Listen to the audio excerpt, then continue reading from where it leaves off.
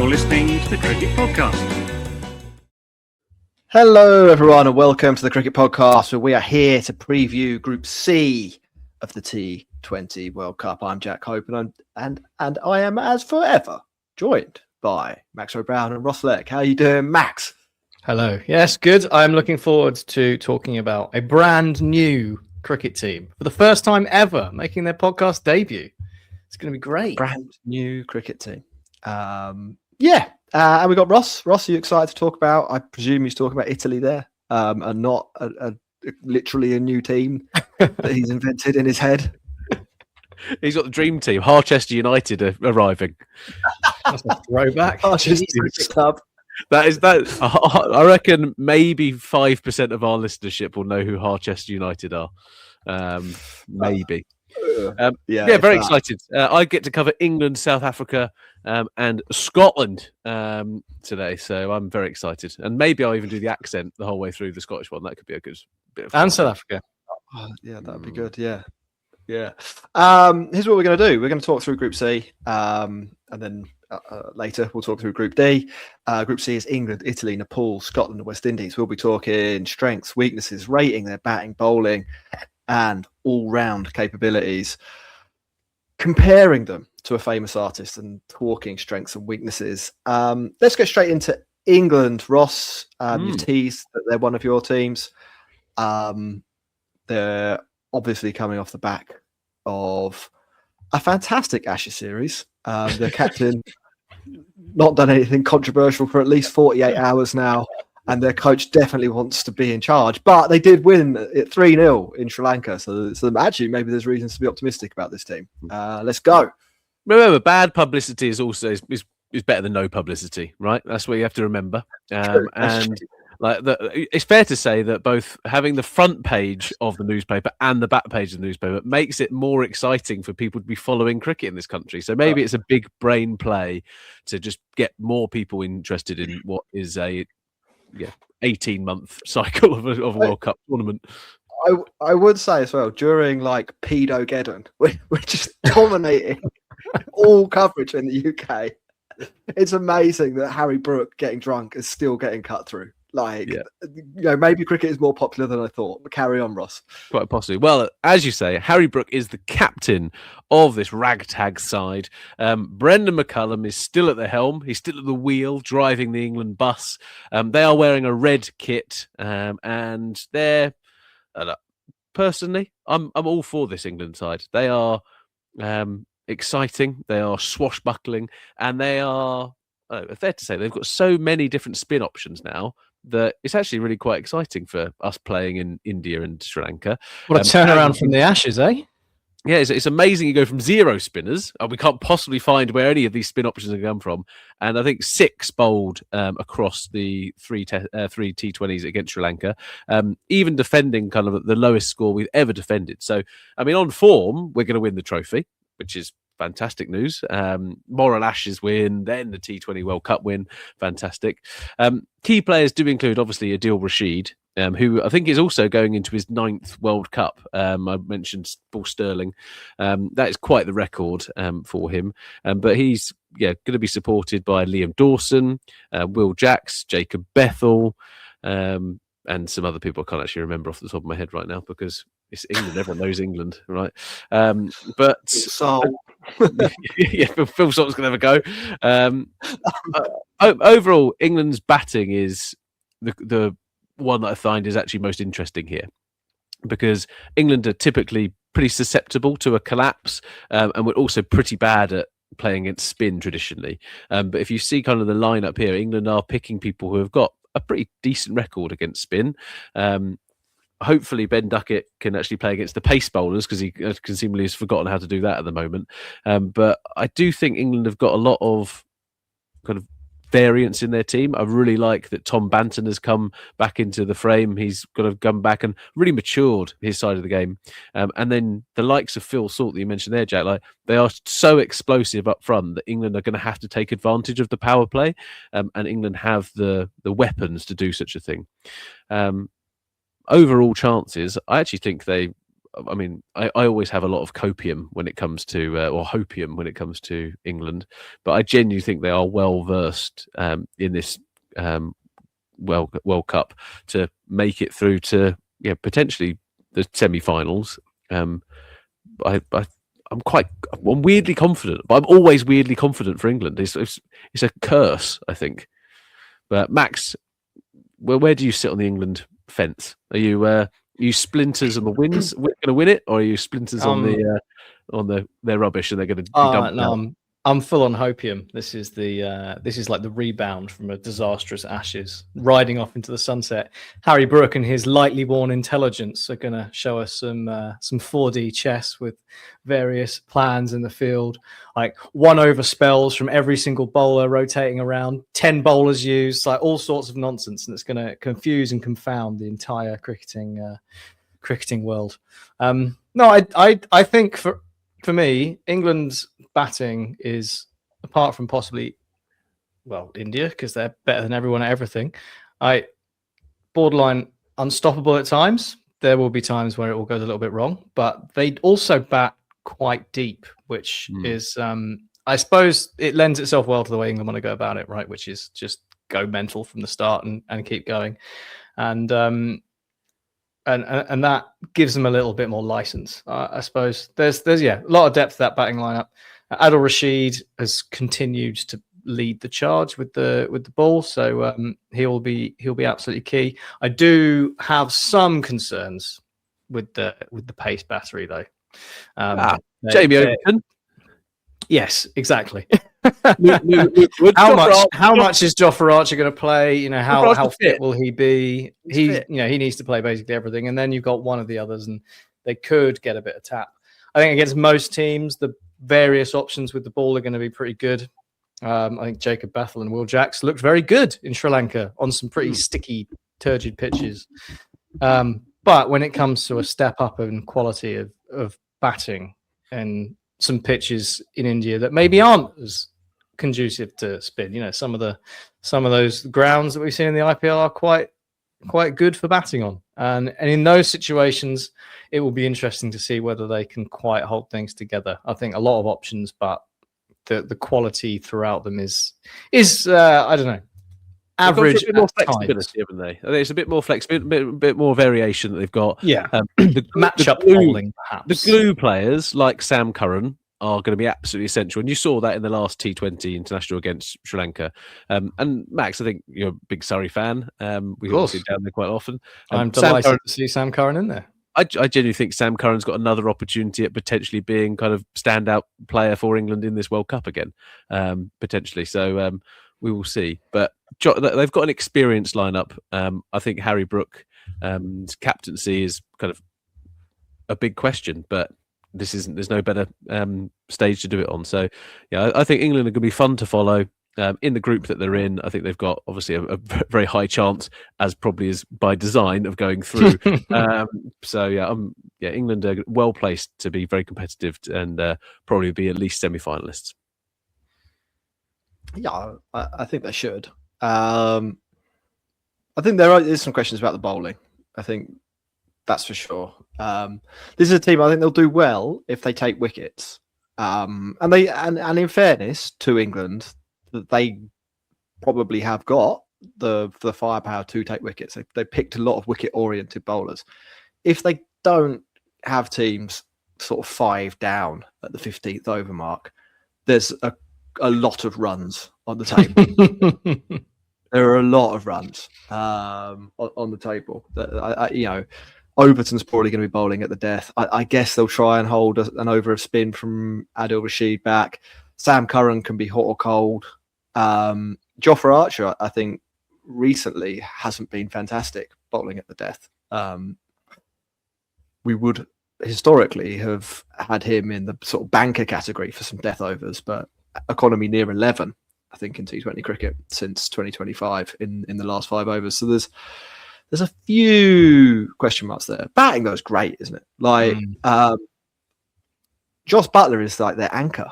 Like any time you go into a tournament and Joss Buttler is your anchor, you're sort of doing all right. I don't know. I don't think they've got quite the top end of India. They probably don't go as hard as deep. Sam Curran can bat. I think I would rather have the India equivalent when Sam Harshit Curran. Rana. I don't think so.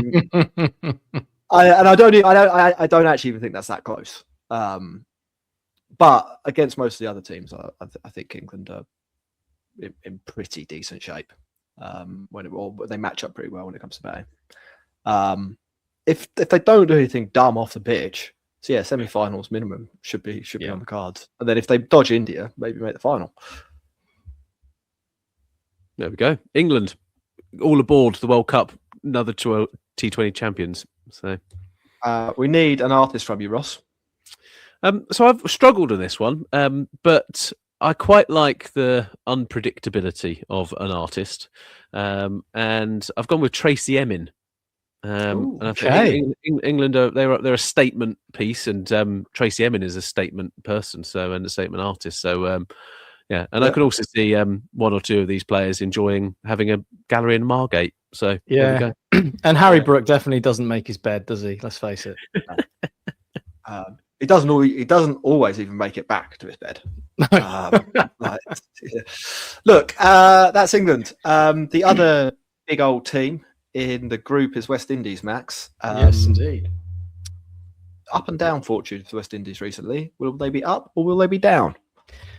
That is the million-dollar question, isn't it? Can you predict the future? The West Indies cricket team, it's always, well, maybe not always.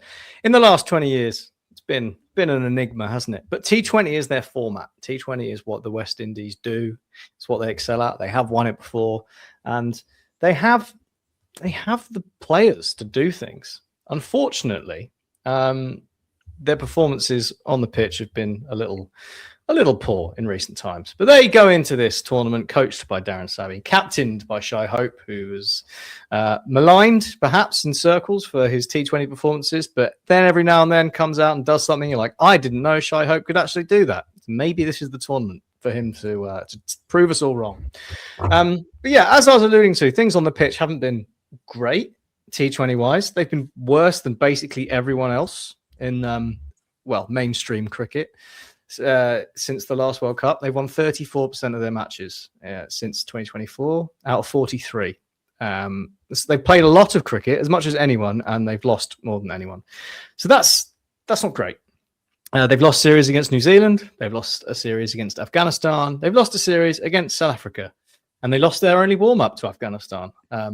But if you want the good news, none of those teams are in their group. So that's a bonus. And they also swept Bangladesh back in October, but that's just a question of what could have been, isn't it? Whether they would sweep Scotland, who knows? But yeah, on paper, they should be doing much better than this, I think. They've got a lot of T20 experience, a lot of IPL pedigree in there. So we'll see how they stack up ratings-wise, but... Did they pick Puran in the end? I'll throw it out to you. No, Puran. No. Why would you do that? Why would you pick your best T20 player? Well, he has retired. I mean, to be fair, it does make it force him to unretire. Max wants Chris Gale in the lineup. That'd be good. Yeah. I mean, he could do a job. If the T20 World Cup has brought in the designated batter role of the Big Bash, maybe Chris Gale still has some miles left in his legs. But yeah, like West Indies. When you see West Indies, do you still think, oh yeah, they're quite good, or are you now of the period in the hill? Yeah, I like they're worse. Very much the glory days. Like they had big glory days. There's no doubt about that. Massive glory days. But yeah, unfortunately, I mean, I'm a Rajasthan Royals fan, and even I know that Hetmeyer can't Hetmeyer like he used to. All right. Well, let's have a look at who they've got and the three departments that we are rating. I didn't do that for England. God, you didn't. Well, do you want to do it quickly? No. Let's not conflate the two. No, come on. At the end of this segment, we'll do it. Yeah. Batting. I've gone for a 3.5 out of 5 because there are some names there that you will recognise from being quite good at cricket and being like mainstays in IPL franchises. And to be honest, like that is, if you're a mainstay in an IPL franchise, that makes you in the T20 international scene, I think, not obviously necessarily top tier, but up there, right? You got Rodman Powell, you got Siobhan Rutherford, you've got Shimron Hetmeyer, who can do it sometimes. Shai Hope, obviously the captain, and Quentin Sampson looks quite fun in his fledgling career. He's not played a lot, but he looks like he's a big 6 hitter. So it might be interesting to see if he manages to sneak in after Shimron Hetmeyer inevitably fails 4 times in a row. But we'll see. Yeah, I'd say moderate to good in terms of ability, but bags of experience in that batting lineup. So I don't think that's too bad. All rounders, I'm also going for 3.5. Roston Chase, pretty handy in slow sort of conditions, so he might come into his own a bit. I still cannot get my head around how he's effective with the ball, just bowling non-turning off spin, but he's been doing it for years and it still works. So credit to him. And then Jason Holder, he's getting on, but he is skilled as they come. And Romario Shepherd, not bad man to have either. So pretty consistent so far. A little bit down on the bowling, I've decided. On the spin front, it's right. Akil Hussain is a decent player. Absolutely. Gudakesh Motier isn't bad either. He can cause people problems.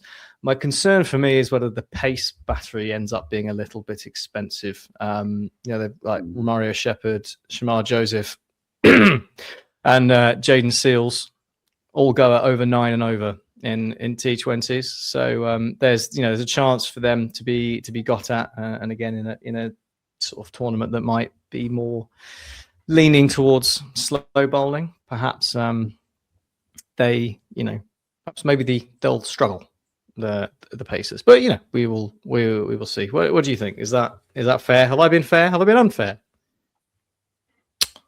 No, it's probably about right. I think they'll have their moments. I think, frankly, they should make fairly light work of the teams in the group that aren't England, and they should be a challenge for England. England will be favourites for that match, but there are a few weaknesses. I think in the next round, I don't love their bowling, and you never know. Maybe somebody for Nepal goes ballistic and puts them under a bit of pressure in that game. I'm not sure. Yeah. I mean, the last World Cup, they were shouting and screaming at each other, right? And there wasn't really the collegiate spirit that you need to kind of win a World Cup. So I think Darren Sammy's got a bit of a job in his hands to make sure that the team are all going in the right direction for it. But like with all these things, like who knows what? They're such a high variance game. They've got high variance players who could pull something off. So I think great that they're in England's group. I think it's always fantastic to watch. So I'm a big West Indies fan, so I'm looking forward to it. Phil Salt likes a bit of West Indies as well when he plays against them. He's got some history. Couple of centuries. Yeah. Artist wise, I have gone for Roy Lichtenstein because on paper, right, West Indies should be half decent, but it so often fails to come together. So it's a bit like art made out of individual dots. When it does come together, it pops.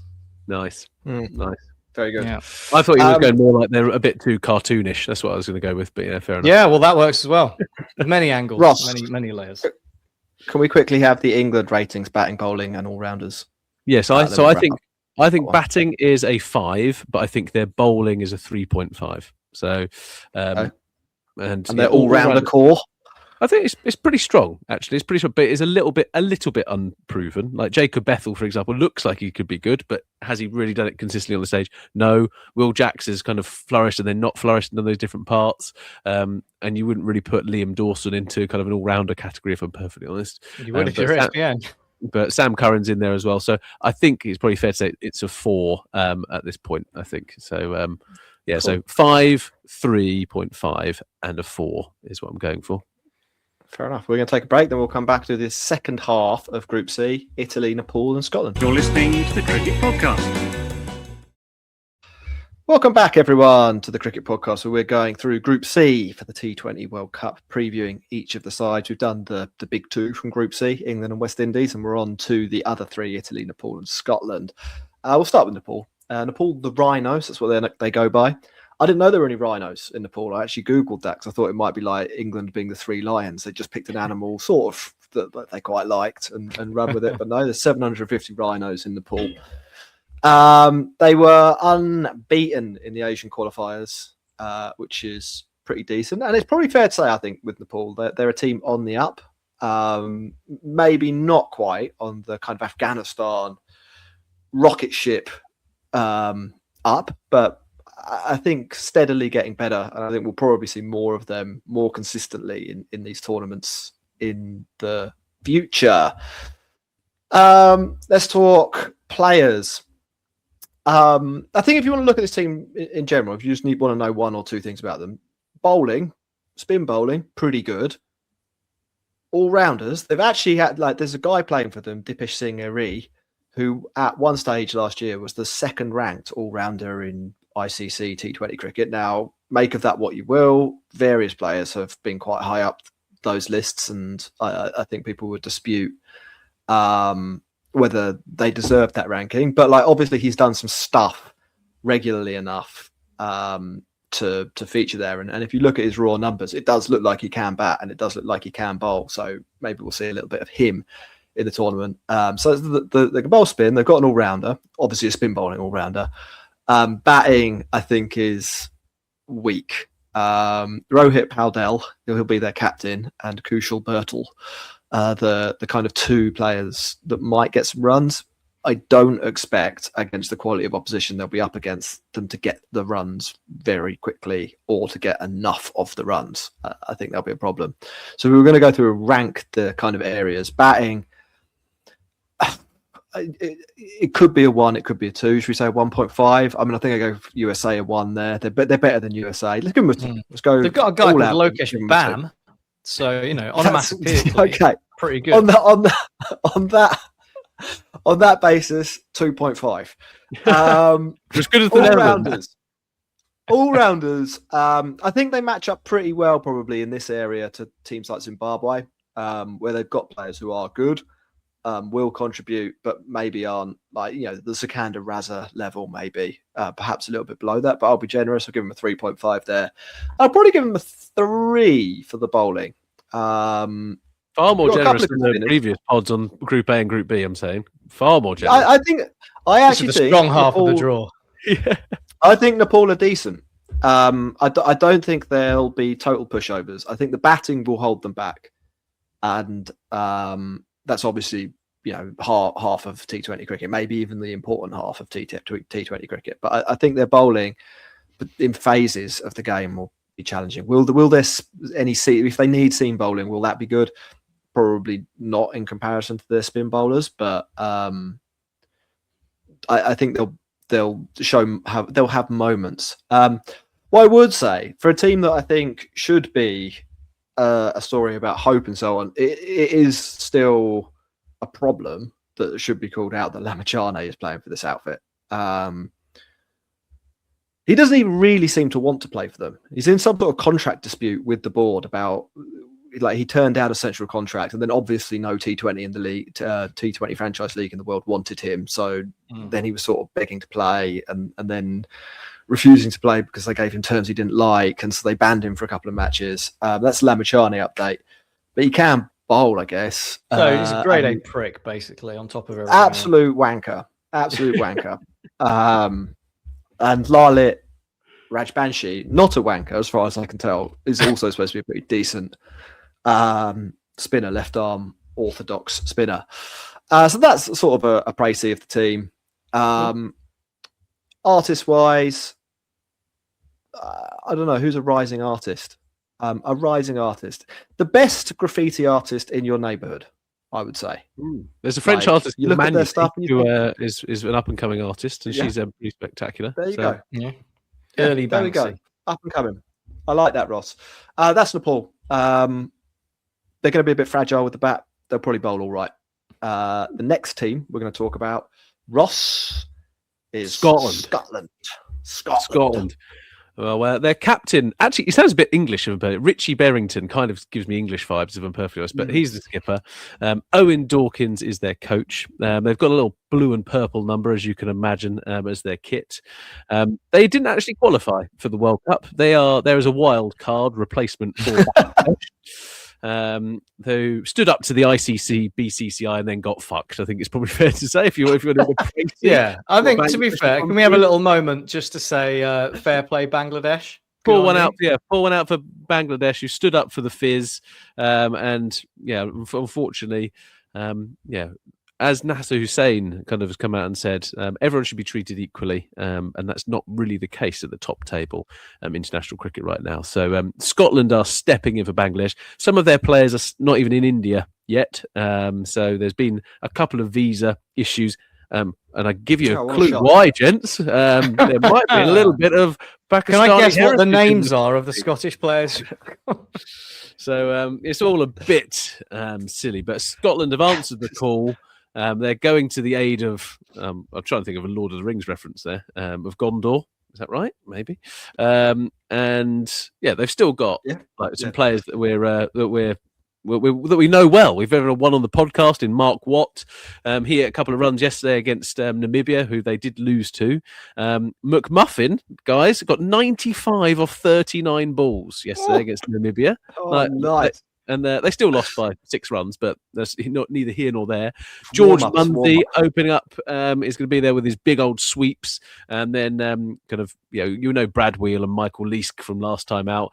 And there's fight in this team. Chances of doing anything at this tournament, nil, if I'm perfectly honest. They are woefully underprepared. They have literally answered unless a miracle happens, and this is like the Denmark team from like the early 90s that kind of somehow end up going through on the European champions. It's a real difficult one here. So ratings, I've got 2 on the batting front. I've got 2 on the bowling front. Should be probably a 1.5 if I'm perfectly honest, but I was feeling generous today as well. And then a 1.5 on the all-rounders as well. So there's not a lot to kind of shout home about the Scots, but that's kind of exactly where they like to be. They like to be the underdogs. They like to be kind of down and out, and they like to be a perennial thistle in the side of the England cricket team. There's rumours that Ali McCoist wanted to go out and watch, but the Indian visa office saw his name and no, Ali, not allowed. Artist Ross. I'm actually I didn't actually know too many Scottish artists, if I'm perfectly honest. So I've had a little bit of a look, and Joanne Erdley, who is celebrated for her emotive paintings of Glasgow's working class children and the rugged coastline landscapes. She captures raw emotion and the beauty of Scotland. So, do you know what? Let's go back to tradition. Joanne Erdley, who flies the flag. Cool. And then last and by all means least is Italy in Group C. Max? Well, you say that, Jack. I think you might be a little bit surprised by the Azzurri this year. Just like they always shock everyone in the Six Nations, they're here to party. The big Italians. What a story! What a story it is for Italy to be at the World Cup, the Cricket World Cup. Despite all of that, though, there might be a few names that you recognise because they are captained by Derbyshire and London Spirit legend, 42-year-old Wayne Madsen. And they also feature Kent's Grant Stewart and former South Africa international and excellently named John Smuts, along with the Big Bash's Menenti brothers. So could they not have hammed up the Italianness a little bit? Well, to be fair, Mazzini, I can see Mazzini. To be fair, put an eye on the end. I used to do that on how many players have I named here? 5. There's 5 players, right? Two of the Menentis and those other 3. That just to sort of highlight the struggle that Italy might have in this tournament. That is the exhaustive list of the players on ESPN Cricket that are allocated as either a batter, bowler, or all-rounder. The rest are just listed in a box at the bottom. But they do feature some Italian names, right? Giampiero Mead. Marcus Campopiano. Yeah, Giampiero Mead was born in South Africa, and Marcus Campopiano was born in Tower Hamlets. But they have Italianish names. He's probably played in the VPCCL. Could have done. That's pretty good. No, right, okay. We will back to sensible. Yeah, I mean, it's going to be obviously a big struggle for them. That struggle for them is all the greater as Madsen replaced Joe Burns as captain not long after Joe Burns led Italy through the Europe qualifying, including a century against Romania, where Italy racked up over 240 in their first innings. But absolutely murdered Pavel Florin. God. Italy blamed contract disputes and squad harmony for that particular decision. But yeah, it looks pretty amateurish, which maybe isn't that surprising. But Italy have got some notable wins in their warm-ups, right? They managed to get a victory over Ireland in a pre-tournament series in the UAE. They beat Canada and Chennai the other day. So they're not complete mugs. That said, the ratings are as follows. Batting, 1. It's Wayne Madsen and some other people. All-rounders, I've gone for 2 because they have 2. Grant Stewart, he's a decent cricketer. He's been around the county scene for a while. Good player. JJ Smuts, former international for South Africa. So like, that's not bad, is it? And anything that gets JJ Smuts back into the fold, just so you can say JJ Smuts, is a good thing. Although apparently he has never been to Italy. So that's quite good.